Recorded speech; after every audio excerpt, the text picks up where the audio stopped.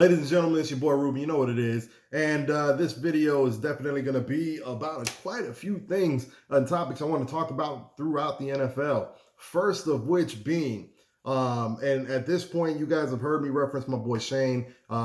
He's made a couple of appearances here. It's been quite some time, but at this point, I just think he's scared to come on here. So if y'all want to, go ahead and jeer him in the comments, definitely do so down below. But not too long ago, he made a statement. We were arguing about Justin Fields versus Trevor Lawrence, right? And if you followed me long enough, which I've said quite a few times, so forgive me for that. But if you have followed me long enough, you would know that I was more willing to gamble on the upside of Justin Fields because I felt like he had more ability to become, I use the term rock star. And when I say rock star, I mean Michael Vick, Lamar Jackson, RG3 his first year. Like, he has that ability. He has that kind of package. He's a special athlete. He's very fast. I saw these things coming out. He's able to throw the deep ball. He's 6'3", like 225 pounds. So I mean, I was more willing, and he beat Trevor Lawrence in college before they both came out. Beat him out of the playoffs, to be exact. Now, with Trevor Lawrence, there were things that, everybody already knows that I didn't love. So I just stated, while Trevor Lawrence is the cleaner prospect, and I get it, I get why he is worthy of the number one overall pick. I also knew that there were some things that have to come together. While, yes, there are things that have to come together for Justin Fields, he had more of a natural instinct for the big play than I felt Trevor Lawrence did. I think a lot of things were very vanilla in college for Trevor Lawrence, and that's why you're kind of seeing the adjustment he's kind of had to make in the NFL. Not to say he's going to be a bad quarterback. I just felt like he was the kind of guy that need more help than certain quarterbacks. Whereas Justin Fields is up there doing it in Chicago, and I'm not saying that they're winning a hell of a lot of games, and I understand that, but he's literally doing it by himself. One of the worst offensive lines in the league. Not a very good pass receiving core, weapons whatsoever. And then they're just shipping off defensive players everywhere. This is a total rebuild. It's really all Justin Fields. I think he's starting to come into his own. I think it was very smart of Matt Eberflus to identify that, I got an athlete, let's use him like that. And I think it's gotten them into some games. They lost a heartbreaker to Detroit, but they've been in these games is the point nonetheless. But moving on, another guy I want to talk about in that discussion that I was having with Shane, he stated, when I said, hey, I told you about this guy or whatever, and he doesn't agree with anything I say. He likes to argue. So somehow when I said that, he brought up Justin Fields' pick six that ultimately ended up costing him the game. And I said, Josh Allen's throwing interceptions. So does that mean that Josh Allen isn't that guy? And he was like, Josh Allen doesn't have to prove anything. And it made me come to the realization that a lot of you guys might be smoking crack out here. And the reason for that is Josh Allen has plenty to prove. Now, to be perfectly honest, before the season started, I selected Buffalo as my AFC representative in the Super Bowl. It was my first time doing a preseason Super Bowl pick. I usually like to wait till the playoffs start, because I like to see how a team is developed throughout the season, who's hot, who's not, those kind of things, right? And I will still do that. I'll give a Super Bowl pick at the end of the regular season, and stay tuned to see if I stick with the Buffalo Bills. But I disagree in stating that Josh Allen has nothing to prove. The reason the Bills were my Super Bowl pick was because, just like everybody else, I watched that game against the Kansas City Chiefs, and I've always thought that AFC went through Kansas City. While I love me some Joe Burrow, it took some magic to kind of get beyond Kansas City. I didn't even pick that to happen. Kansas City kind of shot themselves in the foot, and that's why they weren't in the Super Bowl. And a lot of people ended up picking Buffalo because they thought that Buffalo was a coin flip away from beating Kansas City, which technically you make the case that they were. I picked them because Kansas City lost Tyreek Hill, and I thought the Buffalo Bills had closed the gap enough to overtake them in a hard-fought game if that game were to happen again. Add in Von Miller, Tre'Davious White, Kyer Elam, like some of the people that they picked up, they geared up to beat the Kansas City Chiefs. But this is considering that Josh Allen turned the corner. Now, what I mean by that is you've seen certain stages of Josh Allen.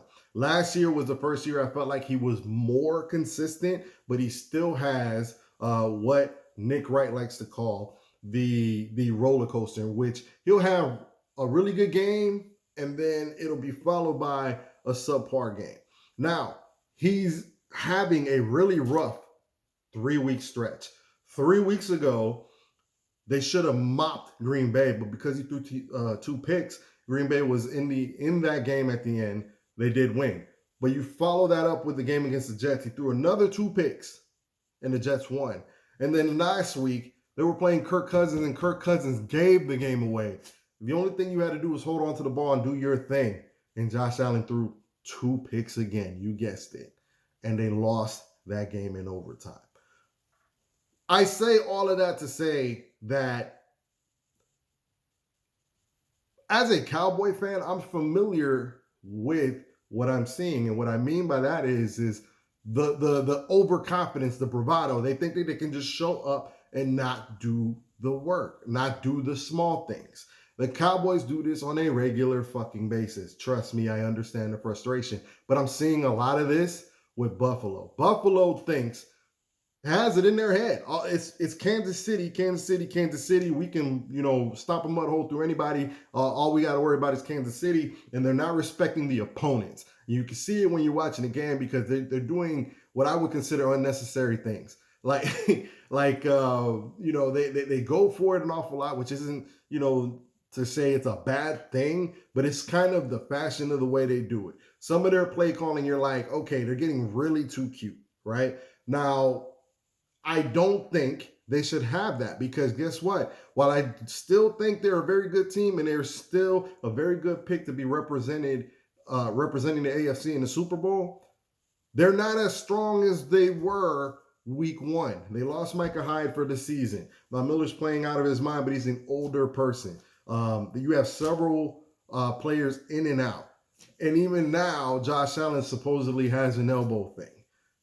You have to play cleaner football, which is, I'm not sure they're capable of doing so. They can't even run the ball when they want to run the ball. They're running with Devin Singletary, who I like as a player, but they don't get the tough yards outside of Josh Allen having to run for it. That's a problem.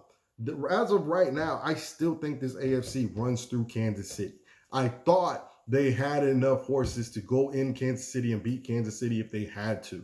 They did earlier in the season. But I don't feel confident in the rematch right now. Josh Allen, guess what? Leads the league in interceptions. He has a hell of a lot to prove. All he's proven right now is that he's a very good quarterback, might even be top 5, right? But there was a huge drop-off from Tom Brady, Peyton Manning to Ben Roethlisberger. I need y'all to think about that. Food for thought. The man lost to the Jets and to Kirk Cousins. Now, who else can we talk about? So I've been waiting for this for quite some time. They managed a Super Bowl out of it, but I've been telling y'all that Bill's going to come due for the Rams. And here it is. They're now 3-6.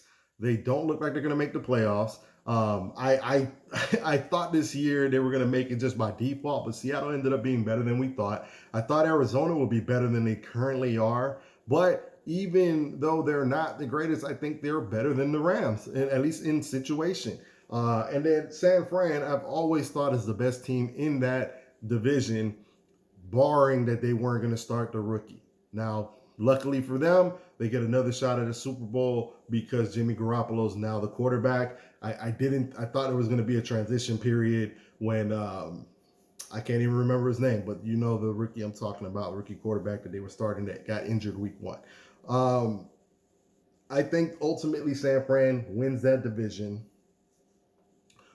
followed by Seattle. It's going to be interesting. The Rams are going to fall off a cliff. And the reason for that is I've been saying that this Bill's coming due for quite some time. They invested heavily in Cooper Kupp. And I think Cooper Kupp's the best thing smoking, but he is injury prone and he's dealing with injury now.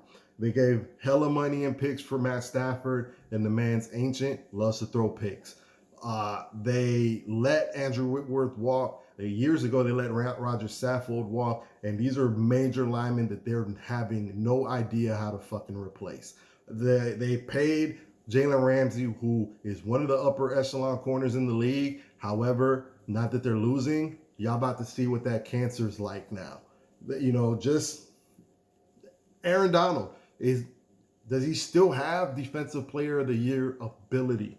Right? He's still a great player. Don't get it twisted. But he's had to play out of his mind for quite some time, and now he doesn't have Von Miller on the other side of him. I heard they were making a desperate play for Brian Burns. With what currency they were going to make that trade, I have no idea. I'm pretty sure it was the 2030 first round pick because, you know, F them picks. Now, I pose this question to you guys. They got a Super Bowl out of it. Is a Super Bowl worth a decade of mediocrity? Because that's where I think this is going for the Rams. They don't own a pick, I think, for like 2-3 more years, right? In terms of first round picks. They're going to have to hit in latter rounds. Those stars that they have on the team, they're going to start getting unhappy. And that money, those wells are running dry. Where do you see the Rams going from here? Because I think Arizona, while they're in a down year, they're in a bit of a transition. They just lost Patrick Peterson a couple years ago, lost Chandler Jones last year. Probably going to lose J.J. Watt. Who knows? Right? They're in a bit of a transition. At least they have a quarterback. They have a path. They still have DeAndre Hopkins, who ain't getting no younger, but they have something they can hinge their future on. Do you guys believe in Matt Stafford going forward? Because I don't. And then you got to compete in the division with San Francisco, who, guess what? They have Christian McCaffrey now. That defense isn't going anywhere. Seattle's looking way better, and they have another good, successful draft, or maybe sign some free agents next year. Would you trade a decade of mediocrity for one Super Bowl? I wouldn't. Because to be honest with you, I thought that Super Bowl was a flash in the pan. You want to talk about things setting up perfectly for them? They were a Jaquiski Tartt interception away of not even making the Super Bowl. Those are my thoughts, guys. Get with your boy. Let me know what you think. Like, subscribe, share. Appreciate the love. Holla.